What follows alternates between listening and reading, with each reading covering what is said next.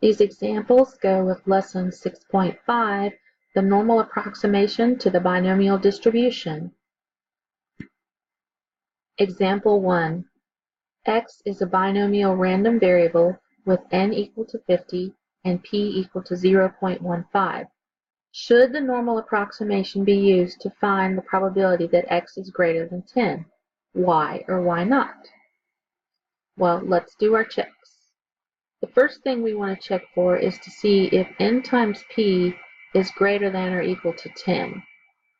And they're telling me in this problem that n is equal to 50 and p is equal to 0.15. So let's see. 50 times 0.15, let's put this in the calculator, is going to give me 7.5. And this is not greater than or equal to 10. So we should not use the normal approximation because our first rule here has failed.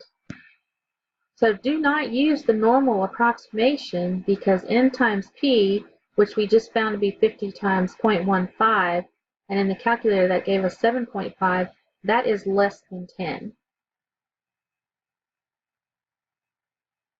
Example 2. X is a binomial random variable with n equal to 72 and p is equal to 90. Should the normal approximation be used to find the probability that x is less than or equal to 60? Why or why not? Again, we're going to run our first check to see if n times p is greater than or equal to 10. And they're telling me in the problem that I'm going to use 72 for n, and I'm supposed to use 0.90 for p. Right. 72 times 0.90 is going to give me 64.8.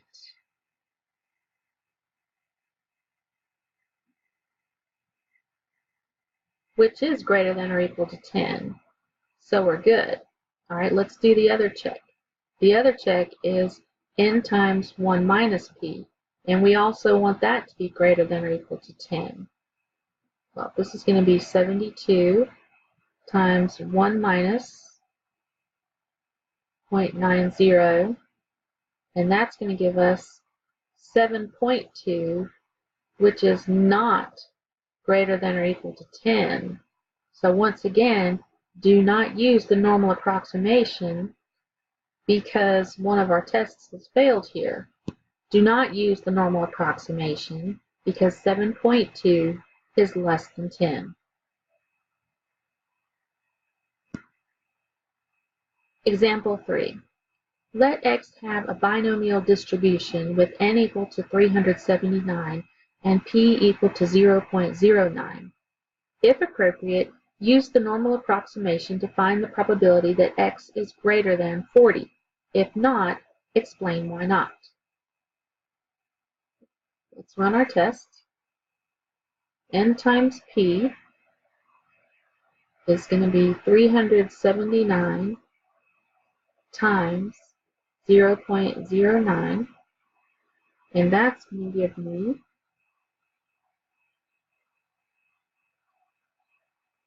34.11. This is greater than or equal to 10, so we're good there. N times 1 minus p, this is going to be 379 times 1 minus 0.09, and this is going to give me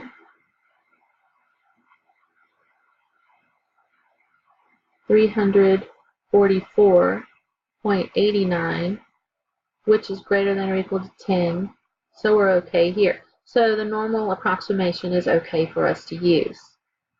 Okay, things we need. We need our mu sub x.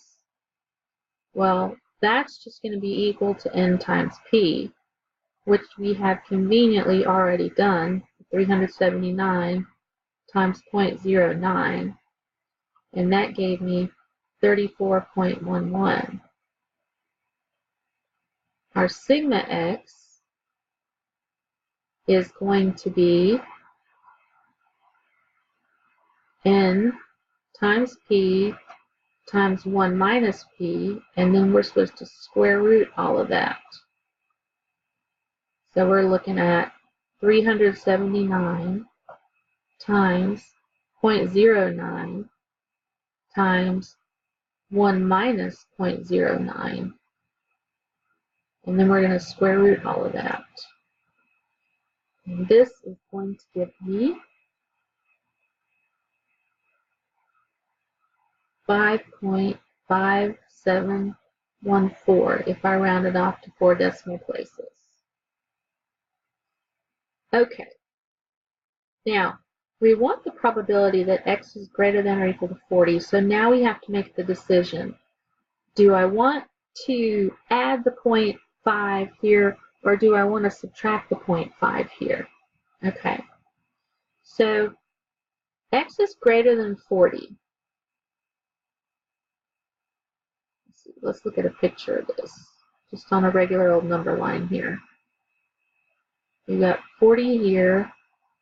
We've got 40.5 on this side, and we've got 39.5 on this side. These are my options. Now, I do not want to include 40, and I want to be greater than that. Okay, so the question is, do we want to start here at 39.5 and go this direction, greater than 40, or do we want to start here at 40.5 and go this direction, which is also greater than 40? Which one of these two does not include 40? Well, this one down here does not include 40. It doesn't go across it. The 39.5 line goes straight across the 40 right here. So when we do our correction for the binomial distribution, we're actually going to be looking for the probability that x is greater than or equal to 40.5. This will take care of everything that's greater than 40. Okay, now we're going to need to get us some z-scores. Now I know my z-score right here for the mean is going to be 0. I need to get a z-score for the 40.5 so that I can graph this on my normal curve. Okay, so we have 40.5 minus the mean we just found, 34.11, divided by our standard deviation, 5.5714. All right, and let's put this in the calculator. This is going to give me 1.1469. All right, 1.1 is a little bit past 1 away from the standard, from the mean here. So I'm going to put in my vertical line, and we're going to shade right here because we're looking for the area that is greater, and greater means off to the right here. Okay, I think I'm going to pull up my ALEKS calculator, and I'm going to try and figure out what the area is. Now ALEKS is going to give me this area over here, but if I use my property that says I can subtract 1 from, or this from 1, that'll tell me what my green area is over here. So let's pull up the ALEKS calculator. Okay, we're going to be doing 1 minus the probability that z is less than 1.1469. And that's going to give me 0.1257.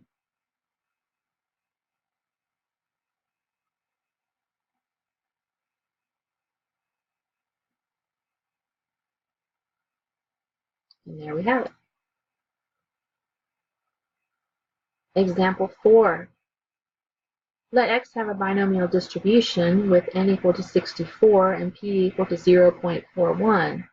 If appropriate, use the normal approximation to find the probability that x is less than or equal to 20. If not, explain why not. All right, let's run our checks. We need to know if n times p is greater than or equal to 10. 64 times 0.41 is actually equal to 26.24. This is greater than or equal to 10, so we're okay here. All right, let's do n times 1 minus p. This is going to be 64 times 1 minus 0.41. This will give me 37.76, also greater than or equal to 10, so we're okay here. Looks like the normal approximation is going to be okay for this binomial distribution. All right, let's get the pieces we need. The mean for our binomial distribution is just n times p, which we have already done, the 64 times 0.41. This is going to give us 26.24. The standard deviation for our binomial distribution is going to be the square root of our n, 64, times our p, 0.41, times 1 minus the p. We'll put that in our calculator, and it gives me 3.9347. All right. Now we have to figure out about our continuity correction here. We're looking for p less than or equal to 20. Let's take a look at this. If we visualize 20 here on our number line, and we'll have a closed circle on here because it does say or equal to. On this side, the continuity correction would be 20.5. On this side, the continuity correction would be 19.5. So the question is, do we want the graph that's going to start here at 19.5 and go in this direction over here, because we did want to be less than, or do we want the graph that starts here at 20.5 and goes this direction? Which one of my two purple graphs here includes the number 20? That's going to be this one right here. And so this tells me, since I need to start at the 20.5, I'm actually looking for the probability that x is less than or equal to 20.5. All right, let's go get our z-score so that we can see what the picture of this is going to look like on my normal curve. The z-score is going to be equal to 20.5 minus the mean divided by my standard deviation. All right, let's put that in the calculator and see what we get. And it gives me negative 1.4588. Negative 1.46 is going to be a little bit to the left of negative 1. Actually, it's going to be almost halfway, so we're looking at it being about right in here. And if I put my vertical line in here, connect it to the normal curve, now I'm going to shade, and this time I'm going to be shading to the left, and I knew I wanted the area to the left because we're looking for the probability that it's less than this particular point right here. So we should be able to put this right into the ALEKS calculator and it will crank out the area for me. for me. So let's bring up the ALEKS calculator and we'll clear this out. And we are looking for the probability that Z is less than negative 1.4588.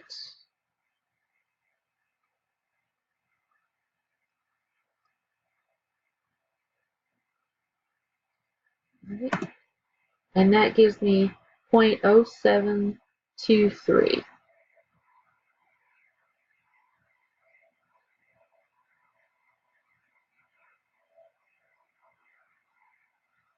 And there's our probability.